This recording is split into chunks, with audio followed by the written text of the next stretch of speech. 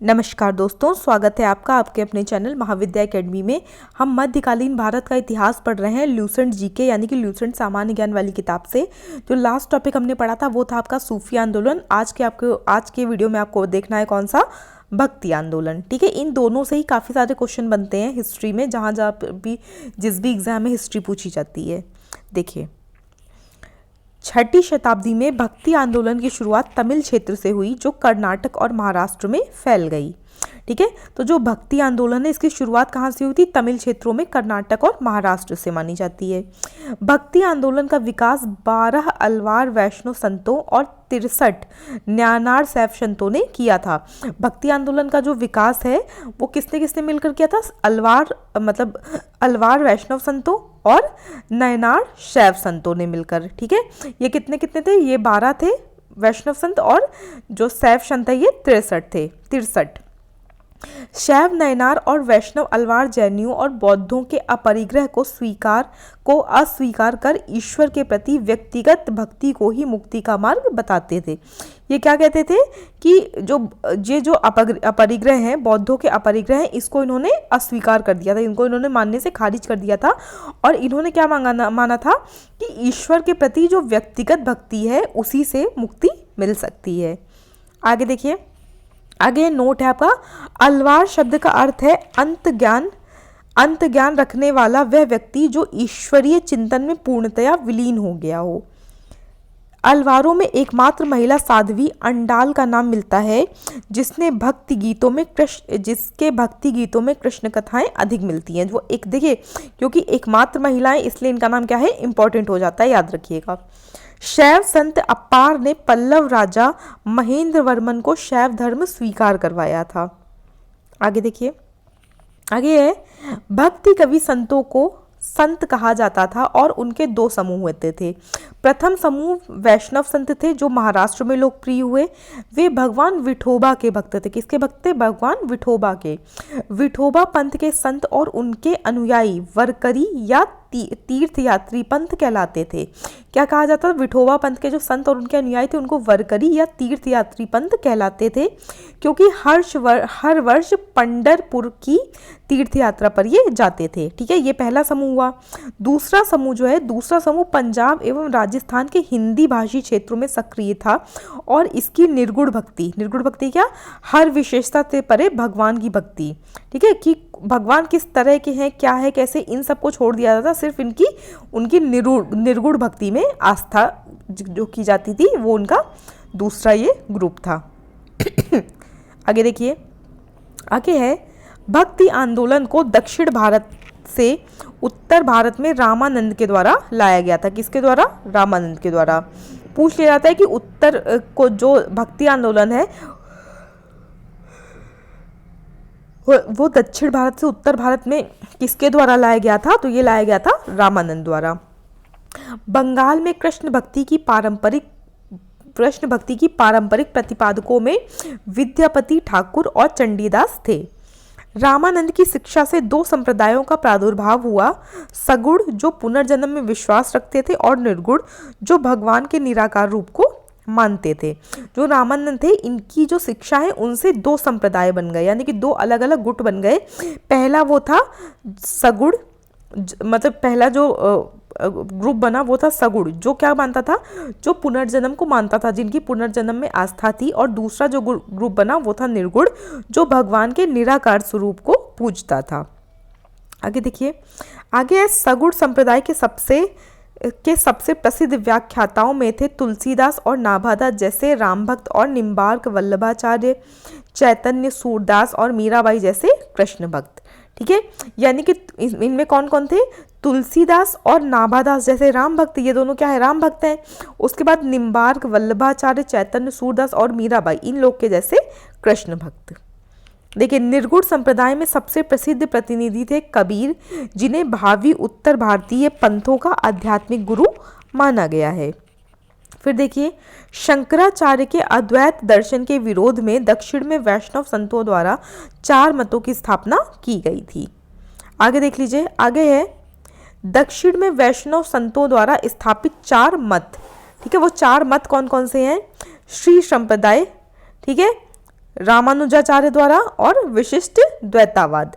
ब्रह्म संप्रदाय माधवाचार्य द्वारा द्वैतवाद। रुद्र संप्रदाय विष्णु स्वामी द्वारा शुद्ध द्वैतवाद।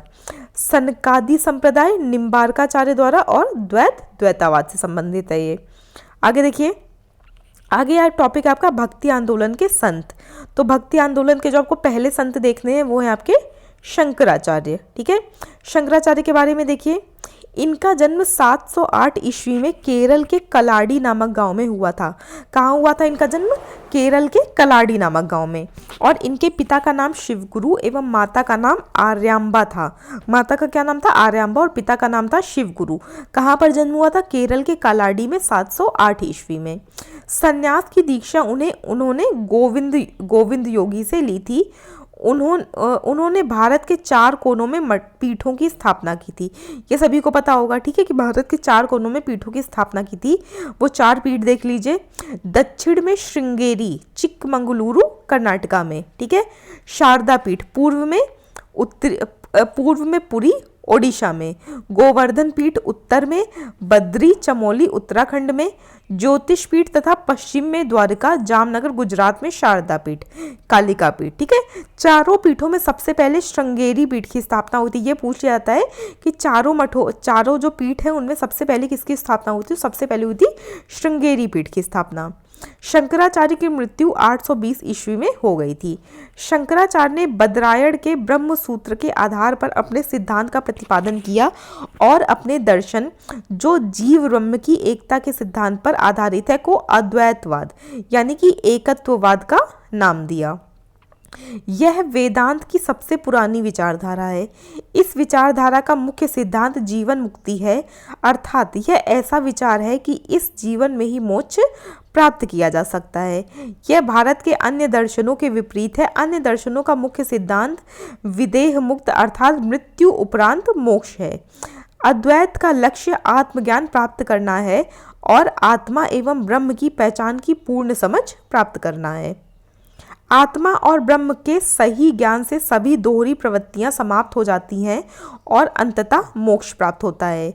यद्यपि शंकराचार्य शैव धर्म के अनुयायी थे, तथापि उन्होंने पंचायतन पूजा का निरूपण किया, जिसमें शिव, विष्णु, शक्ति, सूर्य एवं गणेश की पूजा का विधान है। देखिए, एक क्वेश्चन ये बन जाता है कि जो आपकी पंचायतन पूजा है, इसमें कौन कौन से देवता सम्मिलित हैं? तो इसमें याद रखिएगा, जैसा कि पंचायतन 5 चीजें समझ में आ रही है कि 5 लोग होंगे, ठीक है। तो 5 कौन कौन से हैं? शिव, विष्णु, शक्ति, सूर्य और गणेश। ये 5 लोग पंचायतन पूजा में सम्मिलित हैं। और इसका जो निरूपण है किसने किया था? ये किया था शंकराचार्य ने, ठीक है। जो दूसरे आपको संत पढ़ने हैं वो है आपके रामानुजाचार्य। दूसरा क्या पढ़ना है आपको? रामानुजाचार्य को पढ़ना है। ये कब हुए थे? 11वीं शताब्दी में। इन्होंने राम को अपना आराध्य माना। इनका जन्म 1017 ईस्वी में मद्रास के निकट पेरुम्बर नामक स्थान पर हुआ था। 1137 में इनकी मृत्यु हो गई थी। रामानुज ने वेदांत में प्रशिक्षण अपने गुरु कांचीपुरम के यादव प्रकाश से प्राप्त किया था। इनके अनुसार मोक्ष प्राप्ति का सर्वोत्तम साधन विष्णु के प्रति अनन्य भक्तिभाव रखना है। किसके अनुसार? रामानुजाचार्य के अनुसार, ठीक है। भगवान विष्णु की कृपा दृष्टि से भक्त उनके साथ एकाकार होने का परमानंद प्राप्त कर सकते हैं। रामानुज ने विशिष्ट द्वैतावाद के सिद्धांत का प्रतिपादन किया था। मोस्ट इंपॉर्टेंट लाइन है, विशिष्ट द्वैतावाद का सिद्धांत किसका है? विशिष्टा द्वैतवाद का सिद्धांत किसका है? यह है रामानुज का, जिसके अनुसार आत्मा परमात्मा से जुड़ने के बाद भी अपनी अलग सत्ता बनाए रखती है। इनके सिद्धांत ने भक्ति की नई धारा को बहुत प्रेरित किया, जो परवर्ती काल में उत्तरी भारत में विकसित हुई। रामानुजाचार्य के अनुसार आत्मा व परमात्मा का संबंध चिंगारी व अग्नि के संबंध जैसा है। रामानुज के अनुयायियों को वैष्णव कहा जाता था। अनुयायियों को क्या कहा जाता था? वैष्णव कहा जाता था। अब देखिए, यहाँ पे अंतर दिया हुआ है शंकराचार्य के दृष्टिकोण और रामानुज के दृष्टिकोण में। शंकराचार्य के अनुसार क्या है? इनके अनुसार ब्रह्मा निर्गुण है। रामानुज का क्या है? इनके अनुसार ब्रह्मा के कुछ गुण भी होते हैं। इन्होंने क्या बताया कि निर्गुण है ब्रह्म, शंकराचार्य ने। रामानुज ने बताया कि निर्गुण नहीं है, कुछ गुण होते हैं। इस शंकराचार्य का दृष्टिकोण देखिए, इनके अनुसार ज्ञान ही मुक्ति का मुख्य साधन है। रामानुज ने क्या कहा,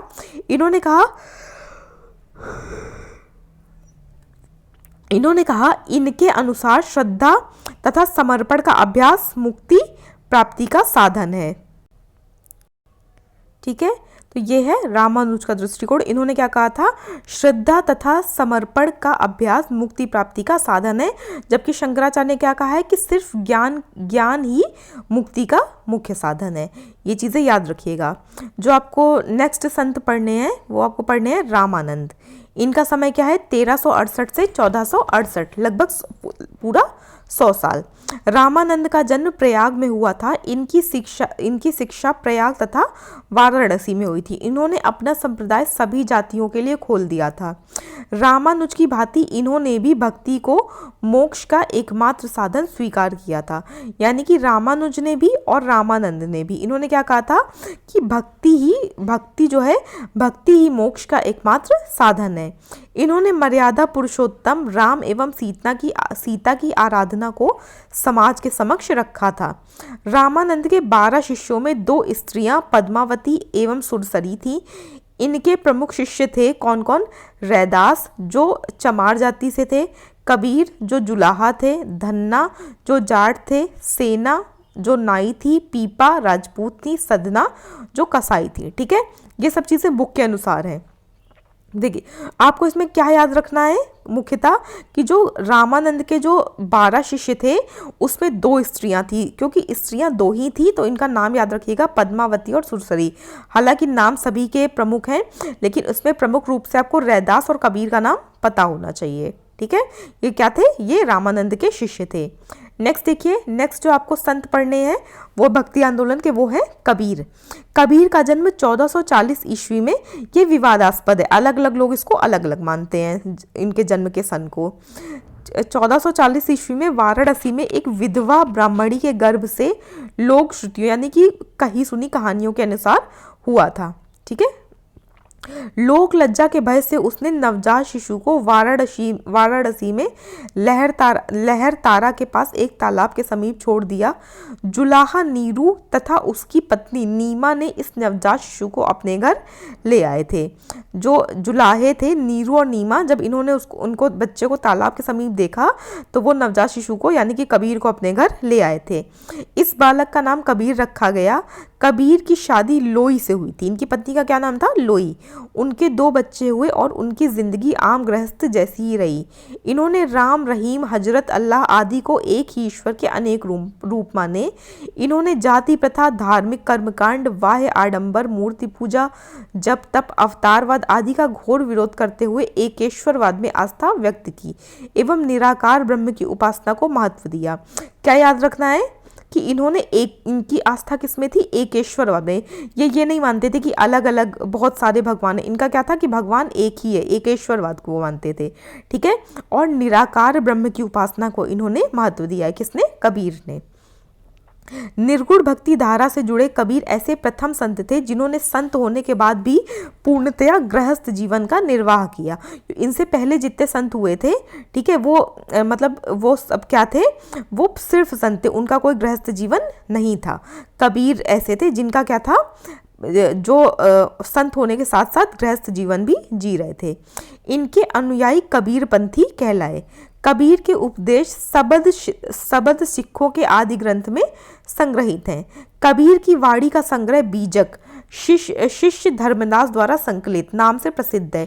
आपको पता होगा ना कि बीजक में कबीर की जो वाणी है, कबीर के जो कही हुई चीज़ें हैं उनका संग्रह है, और उसका संकलन किसने किया है, बीजक का संकलन किसने किया है, कबीर के शिष्य धर्मदास ने। बीजक के 3 भाग हैं। ठीक है, बीजक के 3 भाग कौन से हैं, रमैनी, सबद और साखी। ठीक है, साखी, सबद, रमैनी लोगों को याद रहता है। तो बीजक के 3 भाग कौन कौन से हैं, रमैनी, सबद और साखी। उनकी भाषा को सधुकड़ी कहा गया है। इसमें ब्रजभाषा, अवधी एवं राजस्थानी भाषा के शब्द पाए जाते हैं। कबीर की मृत्यु 1510 ईस्वी में मगहर में हो गई थी। देखिए उस समय एक मान्यता थी कि जो लोग मगहर में मरते थे वो नरक को जाते थे। तो कबीर ने इस अवधारणा को तोड़ने के लिए जानबूझ के अपने अंतिम समय में वो मगहर चले गए थे, ताकि लोगों के मन से ये जो अंधविश्वास है वो खत्म हो जाए कि जो मगहर में जाता है, जो मगहर में जिसकी मृत्यु होती है वो नरक में जाता है। ठीक है, नोट देखिए, नोट है कबीर सुल्तान सिकंदर लोदी के समकालीन थे। ये इंपॉर्टेंट है, पूछ लिया जाता है कि कौन सा संत किसके समकालीन था, तो सिकंदर लोदी के समकालीन थे कौन, कबीर। आगे देखिए, जो आपको नेक्स्ट संत पढ़ने वो है आपके गुरु नानक। गुरु नानक के बारे में देखिए, गुरु नानक का जन्म 1469 ईस्वी में अविभाजित पंजाब के रावी नदी के तट पर स्थित तलवंडी नामक स्थान में हुआ था। देखिए क्योंकि इनका जन्म 1469 में हुआ है, ठीक है, तो तब तो भारत और पाकिस्तान विभाजित हुआ नहीं था, सब एक ही था। तो उस समय के अविभाजित पाक के रावी नदी के तट पर तलवंडी नामक ग्राम में इनका जन्म हुआ था, जो अब ननकाना साहिब के नाम से विख्यात है। इनकी माता का नाम तृप्ता देवी तथा पिता का नाम मेहता कालूराम था, जो पटवारी थे। बटाला के मूलराज खत्री की बेटी सुलक्षणी से उनका विवाह हुआ था। इनकी पत्नी का क्या नाम था, सुलक्षणी, जिससे उन्हें 2 पुत्र और 2 पुत्रियां हुई थी। उन्होंने देश का 5 बार चक्कर लगाया, जिसे उदासीस कहा जाता है। उन्होंने कीर्तनों के माध्यम से उपदेश दिए। वे काव्य रचना करते थे और रबाब के संगीत के साथ गाया करते थे। सारंगी उनका स्वामी भक्ति शिष्य भाई मर्दाना बजाया करता था। अपने जीवन के अंतिम क्षणों में उन्होंने रावी नदी के किनारे करतारपुर में अपना डेहरा यानी कि मठ स्थापित किया था। अपने जीवन काल में ही उन्होंने आध्यात्मिक आधार पर अपने पुत्रों की जगह अपने शिष्य भाई लहना, ठीक है, अंगद को अपना उत्तराधिकारी नियुक्त किया था। इन्होंने क्या किया था, अपने पुत्रों को अपना उत्तराधिकारी नहीं बनाया था, इन्होंने अपने शिष्य जिसका नाम लहना था उसको अपना उत्तराधिकारी बनाया था। इनकी मृत्यु 1539 ईस्वी में करतारपुर में हुई थी। नानक ने सिख धर्म की स्थापना की थी। नानक सूफी संत बाबा फरीद से प्रभावित थे। सिख धर्म की स्थापना की थी, किसने की थी, गुरु नानक ने। ठीक है, नेक्स्ट जो संत आपको पढ़ने हैं वो है आपके चैतन्य स्वामी। चैतन्य स्वामी के बारे में देखिए, चैतन्य का जन्म 1486 ईस्वी में नवद्वीप बंगाल के मायापुर गांव में हुआ था। इनके पिता का नाम जगन्नाथ मिश्र एवं माता का नाम शची देवी था। इनके पिता कौन थे, जगन्नाथ मिश्र, और माता थी शची देवी। पाठशाला में चैतन्य को निमाई पंडित या गौरांग कहा जाता था। चैतन्य का वास्तविक नाम विशंबर था। इन्होंने गोसाई संघ की स्थापना की और साथ ही संकीर्तन प्रथा क्या है, गायन की कीर्तन शैली को जन्म दिया था। देखिए इंपॉर्टेंट क्या क्या है, जो ये चैतन्य है, ठीक है, चैतन्य स्वामी, इनको पाठशाला में चैतन्य को निमाई पंडित या गौरांग कहा जाता था, ये पूछ लिया जाता है। और जो इनका वास्तविक नाम है वो विशंबर था। और क्या इन्होंने गोसाई संघ की स्थापना की थी। गोसाई संघ की स्थापना किसने की थी, चैतन्य ने। और साथ ही इन्होंने क्या किया था, संकीर्तन प्रथा को भी जन्म दिया था। फिर देखिए 1510 में केशव भारती नामक सन्यासी ने चैतन्य को सन्यास की दीक्षा दी। सन्यासी बनने के बाद बंगाल छोड़कर पुरी यानी उड़ीसा चले गए, जहां उन्होंने 2 दशक तक भगवान जगन्नाथ की उपासना की। इनकी मृत्यु 1533 ईस्वी में हो गई थी। इनके दार्शनिक सिद्धांत को अचिंत्य भेदाभेदवाद के नाम से जाना जाता है। ये किसका सिद्धांत है, चैतन्य का। ठीक है, आगे देखिए, इस विचारधारा के बारे में माना जाता है कि यह माधवाचार्य के कठोर द्वैत सिद्धांत और रामानुज के विशिष्ट अद्वैत का एकीकरण है। यानी कि ये कठोर द्वैत सिद्धांत और विशिष्ट अद्वैत सिद्धांत का एकीकरण माना जाता है इसको। इस विचारधारा के अनुसार सर्वोच्च भगवान और व्यक्तिगत आत्मा एक ही समय में एक और भिन्न भिन्न भी है। इस्कॉन इसी दर्शन का अनुसरण करता है। जो आपके इस्कॉन टेम्पल है उसमें जो भक्ति की जो धारा चलती है वो इसी पर आधारित है। नोट देख लीजिए, अचिंत भेदावाद विचारधारा के अनुयायी गौड़ीय वैष्णव है। कौन है, गौड़ीय वैष्णव। नेक्स्ट संत देखिए जो आपको पढ़ने हैं, नेक्स्ट है आपके श्रीमद वल्लभाचार्य। श्रीमद वल्लभाचार्य का जन्म 1479 ईस्वी में चंपारण वाराणसी में हुआ था। इनके पिता का नाम लक्ष्मणधर भट्ट तथा माता का नाम यल्लम गरु था, ठीक है, इनकी माता का नाम था। इनका विवाह महालक्ष्मी के साथ हुआ। इनके 2 पुत्र थे। 2 पुत्र कौन कौन? गोपीनाथ और विट्ठलनाथ। इनका सन याद रखने की जरूरत नहीं है आपको। इन्होंने गंगा यमुना संगम के समीप अरैल नामक स्थान पर अपना निवास स्थान बनाया था। वल्लभाचार्य ने भक्ति साधना पर विशेष जोर दिया था। इन्होंने भक्ति को मोक्ष का साधन बताया था। इन्होंने क्या बताया है? इन्होंने भी वही बताया है कि भक्ति ही मोक्ष का साधन है। इनके अनुसार आत्मा और परमात्मा भिन्न भिन्न नहीं है, अपितु एक है। इस विचारधारा के अनुयायी पुष्टि मार्ग संप्रदाय से संबंधित हैं। इस मत के अनुयायियों की प्रार्थना में नाथ द्वारा, ये कहाँ पर है? नाथ द्वारा राजस्थान स्थित श्रीनाथ जी मंदिर और 8 कवियों की रचनाएं अष्टछाप मुख्य हैं। सूरदास वल्लभाचार्य के शिष्य थे। ये जो वल्लभाचार्य हैं, ठीक है, इन्हीं के शिष्य कौन थे? सूरदास। नोट देख लीजिए, नोट है आपका, विट्ठलनाथ को अकबर ने गोकुल और जैतपुर की जागीर प्रदान की थी। कहाँ की जागीर दी थी अकबर ने विट्ठलनाथ को? गोकुल और जैतपुर की। आगे देखिए, आगे है गोस्वामी तुलसीदास। इनका जन्म उत्तर प्रदेश के बांदा जिले में राजापुर गांव में 1532 ईस्वी में हुआ था। याद रखिएगा कि जन्म कहाँ हुआ था? उत्तर प्रदेश के बांदा जिले के राजापुर गांव में। कब हुआ था? 1532 ईस्वी में। इनके पिता का नाम आत्माराम दुबे एवं माता का नाम हुलसीबाई था, ठीक है, सिर्फ हुलसी लिखा है, हुलसीबाई लिखा जाता था। इन्होंने रामचरितमानस की रचना की थी, सभी को पता होगा, और इनकी मृत्यु 1623 ईस्वी में हुई थी। तुलसीदास मुगल शासक अकबर एवं मेवाड़ के शासक राणा प्रताप के समकालीन थे। होपफुली ये भी काफी लोगों को पता होगा। आगे देखिए, आगे है जो आपके नेक्स्ट संत है वो है धन्ना। धन्ना का जन्म 1415 ईस्वी में एक जाट परिवार में हुआ था। राजपूताना से बनारस आकर ये रामानंद के शिष्य बन गए थे। किसके शिष्य? अभी आपने ऊपर पढ़ा था ना कि उनके 12 शिष्य थे, जिसमें से 2 क्या थी? महिलाएं थी और बाकी पुरुष थे, ठीक है। तो ये रामानंद के शिष्य बन गए थे। कहा जाता है कि इन्होंने भगवान की मूर्ति को हठात भोजन कराया था।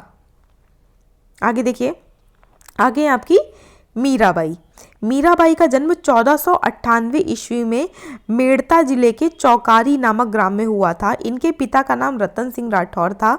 इनका विवाह 1516 ईस्वी में राणा सांगा के बड़े पुत्र और युवराज भोजराज से हुआ था, ठीक है। मीराबाई का विवाह किससे हुआ था? भोजराज से। अपने पति की मृत्यु के उपरांत ये पूर्णतया धर्मपरायण जीवन व्यतीत करने लगी थी।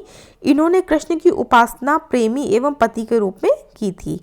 इनके भक्ति गीत मुख्यतः ब्रजभाषा और आंशिक रूप से राजस्थानी में लिखे गए हैं। इसमें यह याद रखिएगा कि भाषा पूछ ली जाती है कि जो मीरा के जो भक्ति गीत है वो किस भाषा में लिखे गए हैं, तो मुख्यतः ब्रजभाषा है और उसमें आंशिक रूप से कहीं कहीं पे राजस्थानी भाषा की भी झलक आपको दिखाई पड़ती है, तथा इनकी कुछ कविताएं राजस्थानी में भी हैं। इनकी मृत्यु 1546 ईस्वी में द्वारका में हो गई थी।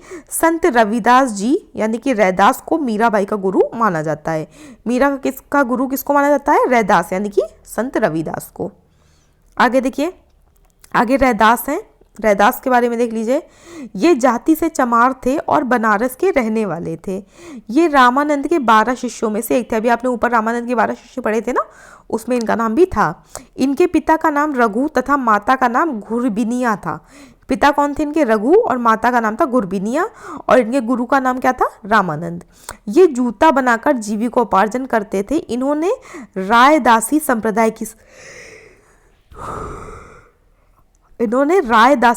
की स्थापना की थी। पूछ लिया जाता है कि रायदासी संप्रदाय की स्थापना किसने की थी, तो ये की थी रैदास ने। आगे देखिए, आगे जो आपके नेक्स्ट संत है वो है दादू दयाल। ये कबीर के अनुयायी थे। इनका जन्म 1544 ईस्वी में अहमदाबाद में हुआ था। इनका संबंध दुनिया जाति से था। किस जाति से संबंधित थे ये? दुनिया जाति से। सांभर में आकर इन्होंने ब्रह्म संप्रदाय की स्थापना की। अकबर ने धार्मिक चर्चा के लिए इन्हें एक बार फतेहपुर सीकरी बुलाया था। इन्होंने निपख नामक आंदोलन की शुरुआत की थी। निपख इंपॉर्टेंट है, याद रखिएगा। निपख आंदोलन की शुरुआत किसने की थी? दादू दयाल ने। इनकी मृत्यु 1603 ईस्वी में हो गई थी। सुंदर दास दादू के शिष्य थे, ठीक है। दादू दयाल के शिष्य कौन थे? सुंदर दास। आगे देखिए, जो आपके लास्ट संत है आपके भक्ति आंदोलन में, वो है शंकर देव। इनका समय है 1449 से 1559, ठीक है, 1569। इन्होंने भक्ति आंदोलन का प्रचार असम में किया था, प्रचार प्रसार असम में किया। ये चैतन्य के समकालीन थे। इनका संदेश विष्णु या उनके अवतार कृष्ण के प्रति पूर्ण निष्काम भक्ति पर केंद्रित था। ये अकेले कृष्ण मार्गी वैष्णव संत थे जो मूर्ति के रूप में कृष्ण की पूजा के विरोधी थे। ठीक है, क्या है कि ये अकेले कृष्ण मार्गी वैष्णव संत थे। ठीक है, यानी कि जो भी वैष्णव संत हैं उनमें से ये अकेले थे कि जो मूर्ति यानी कि जो कृष्ण की मूर्ति पूजा करने के विरोधी थे। इनका मानना था कि ये नहीं होनी चाहिए, नहीं करनी चाहिए। ठीक है, तो यहाँ से आपका जो भक्ति आंदोलन है वो भी कंप्लीट होता है। जो हम नेक्स्ट टॉपिक पढ़ेंगे नेक्स्ट वीडियो में वो होगा आपका मुगल साम्राज्य। ठीक है, देखिए भक्ति आंदोलन और सूफी आंदोलन से काफ़ी सारे क्वेश्चन बनते हैं। आपसे ये पूछ रहा था कि ये सिद्धांत किसने दिया था, ये सिद्धांत किसने दिया था, कौन किसका शिष्य था, कौन किसका गुरु था। इस तरह के काफ़ी सारे क्वेश्चन बन जाते हैं। तो वीडियो को 1 से 2 बार ज़रूर देखिएगा, आपको सभी चीज़ें अच्छे से समझ में आ जाएंगी। और अब आपकी मॉडर्न हिस्ट्री के 2 ही 3 टॉपिक बचे हैं जो आपके 2-3 वीडियो में कंप्लीट हो जाएंगे। उसके बाद आपका मॉडर्न हिस्ट्री का सभी वीडियो को कंपाइल करके एक मैराथन वीडियो दे दिया जाएगा। वीडियो देखने के लिए thank you so much. Please like, share और सब्सक्राइब करना मत भूलिएगा। Thank you.